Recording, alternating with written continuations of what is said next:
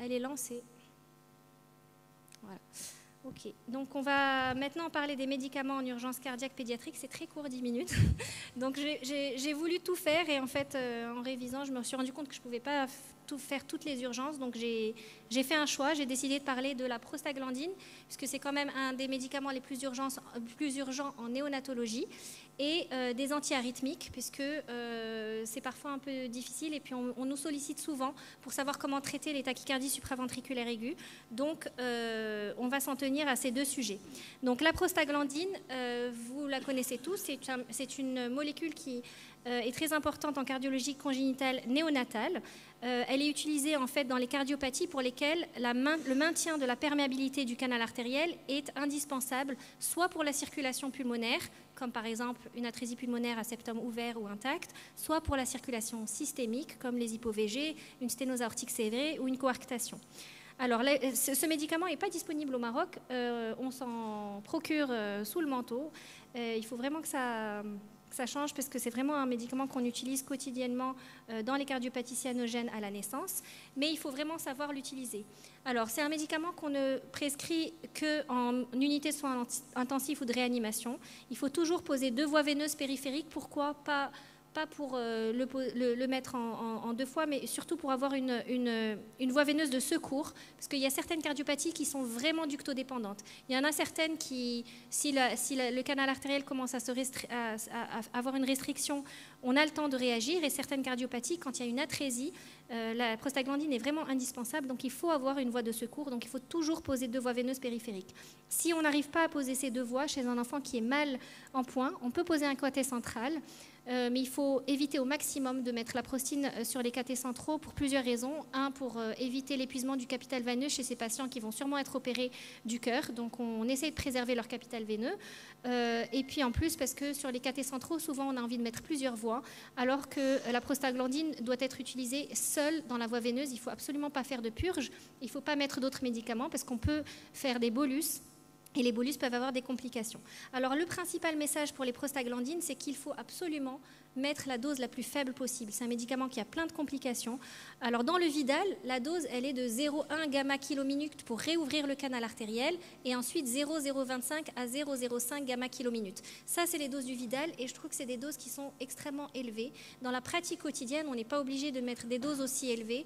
De façon empirique, on se rend compte que pour réouvrir un canal artériel, on a besoin de seulement 0,01 gamma kilominute, et très très très rapidement, il faut baisser cette dose. C'est-à-dire que c'est pas dose dépendant. Dès qu'on ouvre le canal artériel, il est ouvert, on peut baisser tout de suite à la dose minimale possible. C'est pas parce qu'on va baisser que le canal va se refermer. On a eu une réponse, c'est on-off. Une fois qu'il est ouvert, on met la dose la plus petite possible pour maintenir le canal artériel. Alors en gros, je vous ai mis ça, c'est un tableau que j'utilise régulièrement. Ce qu'on fait, c'est qu'on garde le même débit à 3 millilitres/heure. On met 72, on dilue un tiers, un quart, un demi, un 16e d'ampoule dans 72 millilitres. On garde le même débit, et ensuite on change les fractions en fonction de l'évolution de la clinique. Et les complications de la prostine, la principale complication que les néonates connaissent bien, c'est l'apnée par dépression respiratoire. Les facteurs de risque, c'est la prématurité et le faible poids. Donc c'est pour ça qu'il faut baisser la dose, parce que les apnées sont très fréquentes. Il faut limiter la durée du traitement aussi.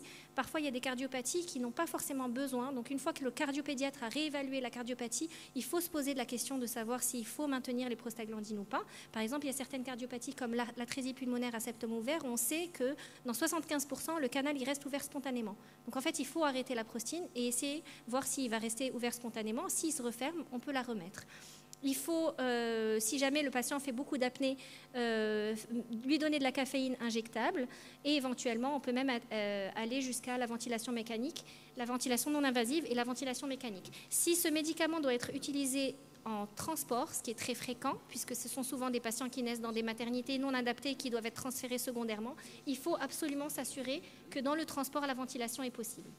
Les autres complications de la prostine qui sont très fréquentes, c'est la douleur et l'irritabilité et les œdèmes qui sont très douloureux chez ces patients. Ils ont une hyperesthésie cutanée qui fait qu'on doit absolument, et ça c'est très rarement fait, prescrire des antalgiques systématiques de palier 1, donc du paracétamol toutes les 6 heures pour ces patients, et réévaluer avec des grilles de douleur pour éventuellement passer à des paliers supérieurs. Ça peut provoquer aussi des fièvres, des hyperleucocytoses, des infections. En cas de vomissement, il faut penser à cette complication qui est rare, qui est l'hyperplasie antrale, qui est régressive après l'arrêt du traitement. Et ensuite, il y a des complications beaucoup plus rares, comme des pathologies rénales ou des anomalies osseuses qui sont aussi régressives après l'arrêt du traitement. Est-ce que je peux alimenter le patient? Ça, c'est une question qui revient souvent. Quand on met de la prostaglandine, est-ce qu'on peut alimenter le patient? Parce qu'on pense au risque d'entérocolite. L'entérocolite, elle est due à un mécanisme de vol diastolique. Comme on laisse le canal ouvert, en fait, on a un vol diastolique qui va créer une ischémie mésentérique et donc favoriser l'entérocolite. Donc, on sait que chez les patients qui sont traités par prostaglandine, il y a un risque augmenté d'entérocolite. Par contre, il n'a pas été prouvé que l'alimentation est un facteur surajouté d'entérocolite chez ces patients. Donc, on peut les alimenter doucement, une fois qu'ils sont bien sûr stables sur le plan hémodynamique, et évidemment surveiller les résidus, la palpation de l'abdomen, etc. Donc, en résumé, pour la prostine, c'est un traitement qui est non systématique. Il faut bien sûr le débuter en urgence chez des patients à risque de cardiopathie, mais il faut tout le temps réévaluer.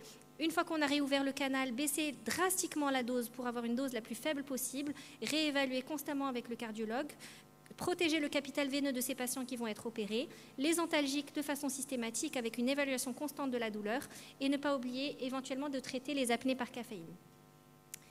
J'avance, c'est très court. Alors, les antiarythmiques dans les tachycardies supraventriculaires, pourquoi j'en parle? Parce que la striadine, c'est un médicament qui est très efficace pour réduire une tachycardie supraventriculaire. Il n'est pas disponible au Maroc. Donc, souvent, on me pose la question, j'ai un enfant qui est en TSV à 200 par minute, qu'est-ce que je fais? Donc, en gros, il y a deux solutions. Soit la TSV est mal tolérée, et dans ce cas-là, la seule solution, c'est de lui faire un choc électrique externe à 1 à 2 joules kilo. Il n'y a pas à réfléchir, on ne va pas lui donner un traitement Péros qui va mettre du temps à faire effet. Et le traitement Péros, ça sera juste le traitement d'entretien de prévention des récidives. Par contre, si on a une TSV qui est bien tolérée, un enfant qui circule bien, qui n'est pas du tout en détresse, on n'est pas obligé de le choquer. Là, on peut utiliser des médicaments antiarythmiques Péros pour essayer de réduire la tachycardie. On commence en général par la cordarone et en fonction de la réponse, on peut ajouter de l'avlocardil, plus ou moins de la digoxine. Donc la cordarone, c'est un médicament qui est très décrié, mais qui est très efficace dans les TSV de l'enfant. Malheureusement, il n'y a pas de sirop de cordarone, donc on utilise les comprimés. C'est un médicament qu'on donne Péros. On ne donne jamais de cordarone IV pour plusieurs raisons. C'est un médicament qui est dépresseur myocardique et qui allonge la conduction intracardiaque et qui peut provoquer des arrêts cardiaques brutaux chez les enfants. Ça a été déjà décrit.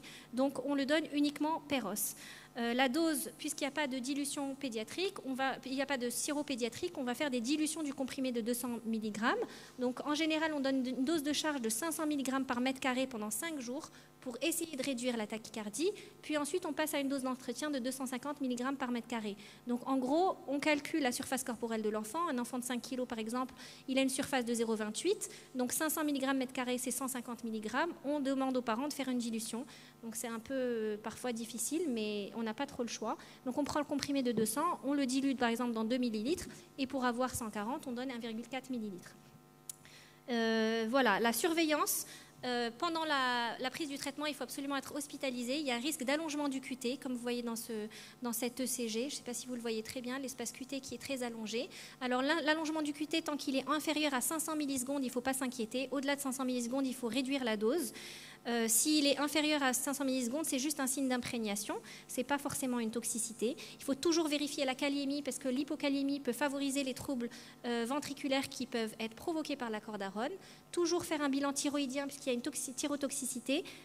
À l'instauration du traitement, à 1 mois de vie et à 6 mois de vie. Il faut prévenir les parents que c'est photosensibilisant, donc protection solaire, et faire très attention aux associations médicamenteuses, surtout neuroleptiques et certains antibiotiques.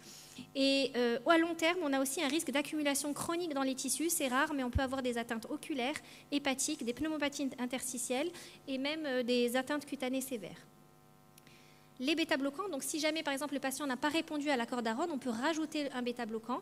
Alors le plus simple d'utilisation, c'est le propranolol, l'avlocardil, qui n'existe pas non plus en solution buvable. Donc c'est pareil, c'est des comprimés à 40 ml. On peut utiliser la voie injectable en Péros et la dose elle est de 3 mg kg en 3 prises qu'il faut donner après les repas parce qu'il y a un risque d'hypoglycémie. Il faut faire attention aux patients qui ont des dyspnées sifflantes puisque l'avlocardil peut provoquer des bronchospasmes chez ces patients. Si la tachycardie n'est pas réduite ni par par cordarone, ni par cordarone plus bêta-bloquant, on peut utiliser la digoxine. Alors c'est un médicament que je déteste personnellement.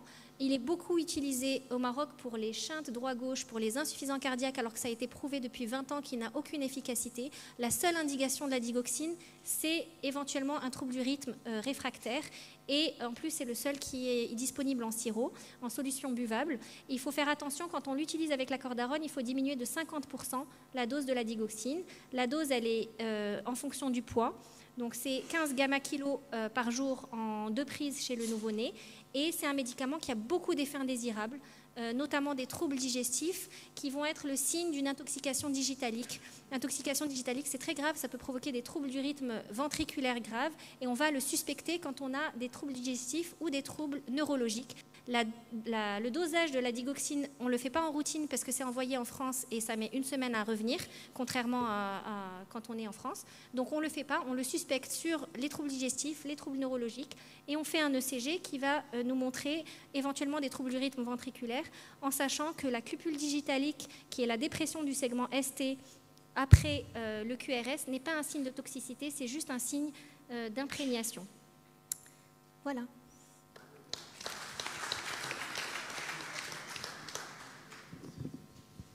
Merci. Oui, c'est Hassan. Non, juste pour poser une question sur quand tu as une tachycardie supraventriculaire, quand est-ce que tu arrêtes les médicaments?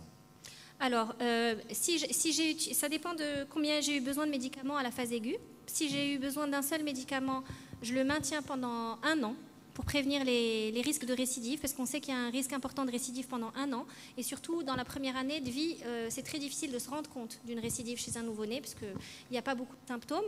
Donc on le maintient pendant 1 an, on arrête le traitement et on fait une réévaluation 1 mois plus tard sous holter sans traitement. Si jamais j'ai eu besoin de 3 antiarythmiques pour réduire la tachycardie, on réduit progressivement, on enlève progressivement un antiarythmique, un à un les antiarythmiques pour en garder qu'un pendant 1 an. Oui. Si vous voudrez dire? Non, c'est moi, désolé. Oui.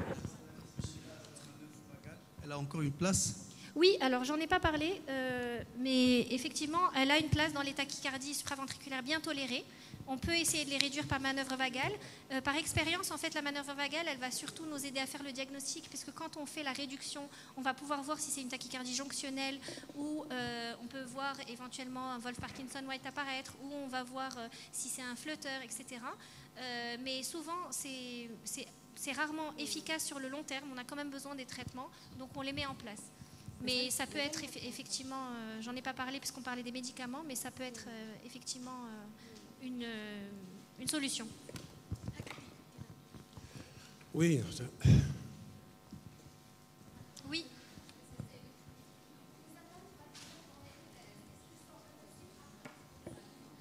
Alors, je répète la question. Pour les atteintes valvulaires dans les MPS, est-ce qu'elles sont réversibles dans les après enzymothérapie?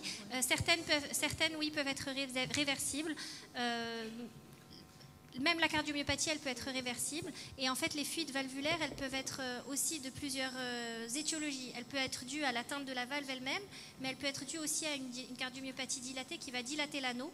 Donc, parfois, elles peuvent récupérer, parfois non. Ça dépend du mécanisme. Si c'est un mécanisme tissulaire ou si c'est un mécanisme hémodynamique. Est-ce que des médicaments d'urgence qui manquent au Maroc? Il y a beaucoup de médicaments. Déjà, la prostine, c'est une la catastrophe. prostine. La prostine. Mais je crois qu'il y a déjà le prostine. On arrive à s'en procurer, mais sauf qu'il faut passer par. Il y a un circuit normalement, passer par les cliniques. Ouais. Mais on l'a commandé la dernière fois. La striadine, je trouve que ça manque. Il faut créer un compte avec Sanofi, je crois, qui fait ça. Non, c'est pas Sanofi, non, l'autre s'appelle Pfizer. Voilà. C'est Pfizer, oui. C'est Pfizer. Donc, il faut créer un compte. Il faut créer un compte, il faut avoir un pharmacien et un médecin cardiologue qui demande. Bon, là, normalement, elle existe au Maroc maintenant. La striadine aussi manque. Après, tous les médicaments cardiaques en solution buvable, on ne les a pas. Le Lasix, on n'a pas en solution buvable. Parfois, on a besoin, chez un bébé de 3 kg, on doit faire des dilutions d'un comprimé de 40. Donc moi j'utilise souvent les ampoules injectables Peros. Si les parents peuvent se les procurer de France, ils se les procurent. Et puis aussi on n'a pas beaucoup de chorotropes, on peut en avoir mais souvent il est en rupture. La caféine? la caféine aussi, le lévocimendant qui est un médicament pour l'insuffisance cardiaque qui est pas disponible. Le Coratop, il y a un générique, non? Non, il est disponible, mais souvent, je ne sais pas pourquoi, souvent il est en rupture. Mariam, il faudrait absolument faire une petite liste et la envoyer à Filel, président de la SMP, parce qu'il a déjà une liste qu'on a soumise au ministère. Il faut peut-être faire une relance. On n'a pas de nouvelles. Si Hassan, si tu peux nous dire un mot sur ça. Et je pense que c'est très important de faire pression sur le ministère. Nous avons discuté avec un laboratoire particulier sous le couvert du directeur de la DMP, des médicaments. Et nous sommes en train de travailler pour qu'on importe directement ces produits et il faudrait avoir des quantités. Ça, on n'arrive pas à avoir. Ou des gens qui commandent globalement, ensemble. C'est ça le problème, c'est qu'il faut faire des grosses quantités de commandes et les cliniques en tout cas ne veulent pas. Le problème, on peut passer, parce qu'ils donnent les ATU, mais avec un nom. Et avec un nom de malade, tu ne peux pas avoir 36 000 ampoules. Ils ne donnent jamais pour un service. Mais ils donnent par rapport à un laboratoire, c'est possible. Est-ce qu'il y a encore des questions? Je laisse la... Sinon, on remercie beaucoup Mariam Ben Semlali, vraiment beaucoup. Merci bien. Bravo.